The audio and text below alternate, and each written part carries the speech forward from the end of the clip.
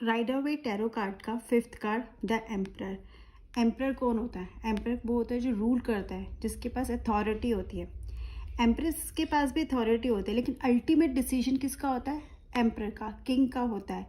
Queen empress influence कर सकती है, ठीक है, एम्परर को कहीं ना कहीं, बट डिसीजन मेकर कौन होता है? वो एम्परर ही होता है। अगेन हम नंबर देखते हैं, 4 नंबर।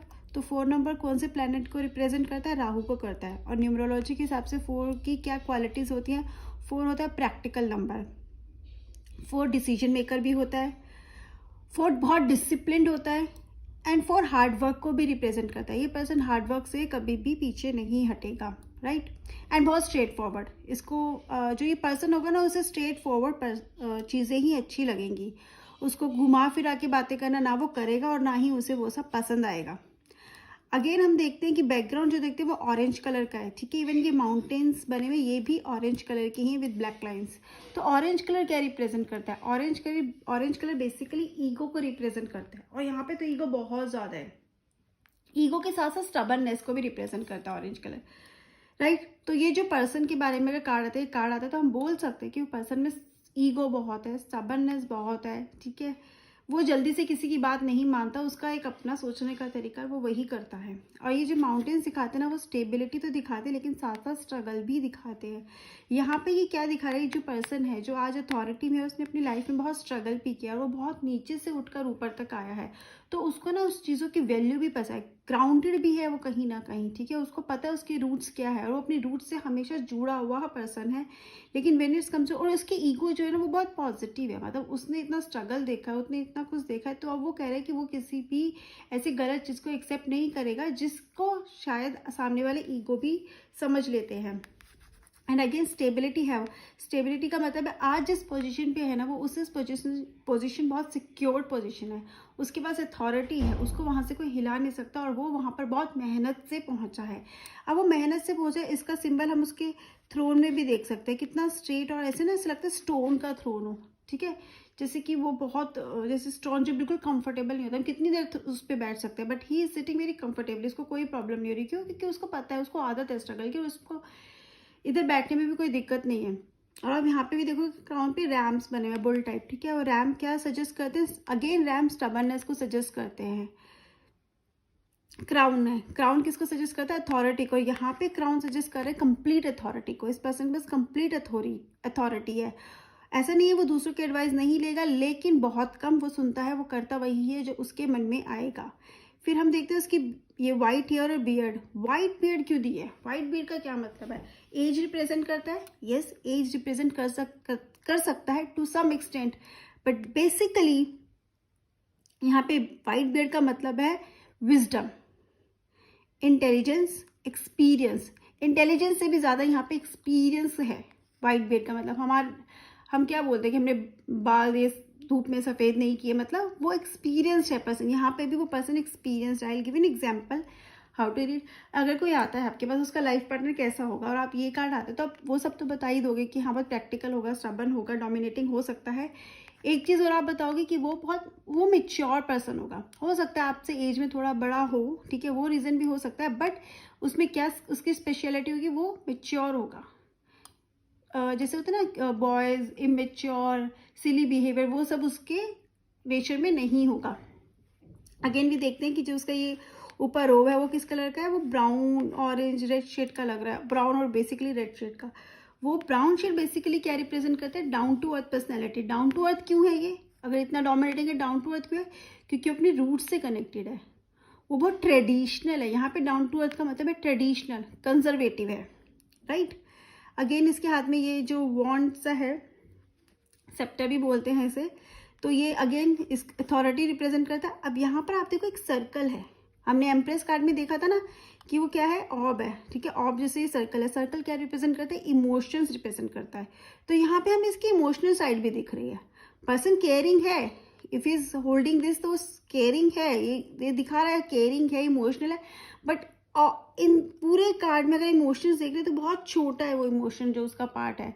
मतलब इमोशंस में बहकर वो कुछ नहीं करता, इमोशनल होकर डिसीजन नहीं लेता, इमोशनल होकर वो एज सच कोई वो काम नहीं करता है, ठीक है। इमोशंस ऑब्वियसली ज़रूर है, अपनी फैमिली के लिए है, और जो उसके लिए काम करता है उनके लिए इमोशनल है, केयर भी करता है उनकी, बट डिसीजंस नहीं लेता इमोशनल होकर, ठीक है।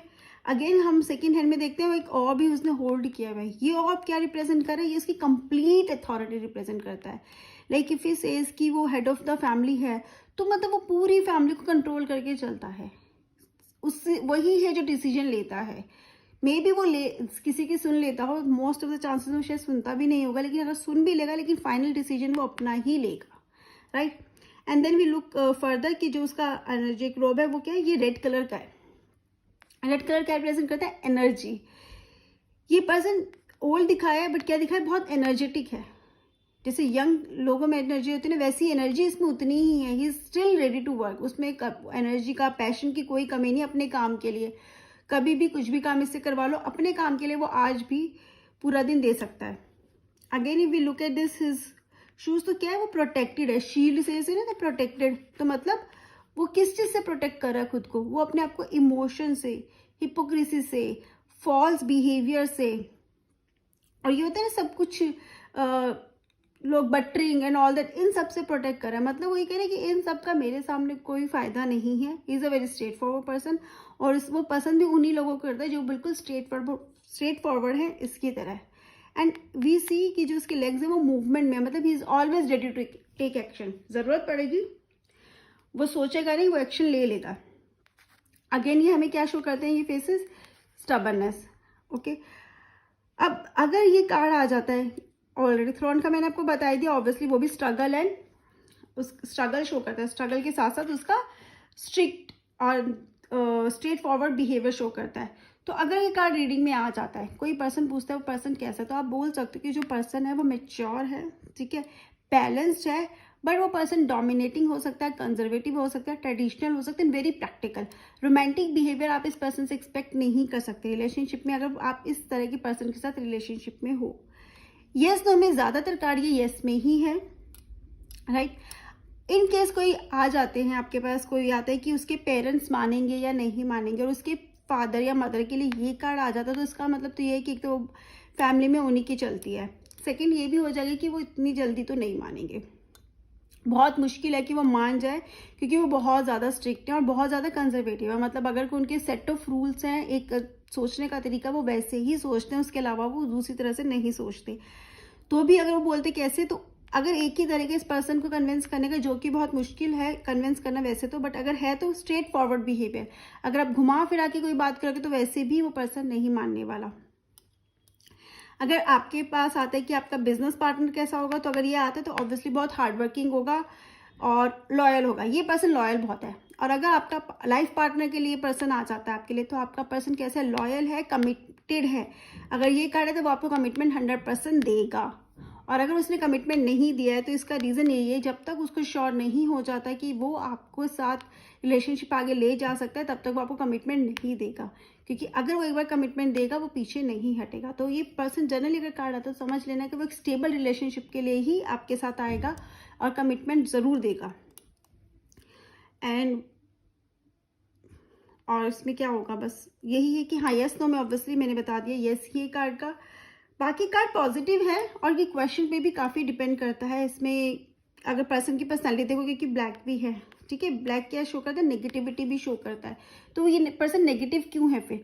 ये पर्सन इसलिए नेगेटिव है क्योंकि वो पर्सन ज़्यादातर इमोशंस को ज़्यादा अंडरस्टैंड नहीं करता है, वो चेंज जल्दी से एक्सेप्ट नहीं करता है, ठीक है। वो चीज़ों को सिर्फ वैसे देखते हैं जैसे उसको समझ में आती है, वो दूसरे का पर्सपेक्टिव समझने की कोशिश ही नहीं करता है। इसलिए ये ब्लैक कलर यहाँ पर है, इसलिए नेगेटिव ये है, इसलिए इसका नेगेटिव ट्रेड भी है। और उसने अपनी लाइफ में स्ट्रगल देखा है, तो उसका ना माइंडसेट वैसे ही बन गया कि हाँ ये सब ऐसा होता है। तो वो दूसरी चीज़ को, जब भी नई चीज़ कोई आती है, उसको एक्सेप्ट करने में उसको बहुत टाइम लगता है। That is why there is a little negativity, that is why ये ब्लैक शेड्स हैं, ये सब कुछ, ये ब्लैक लाइन्स आ रही है, क्योंकि वो उसका नेगेटिव एस्पेक्ट है उसकी पर्सनैलिटी का। ओके, सो अगर फिर भी कोई क्वेश्चन हो आप कमेंट्स में ज़रूर पूछ सकते हैं। Bye bye, have a great day.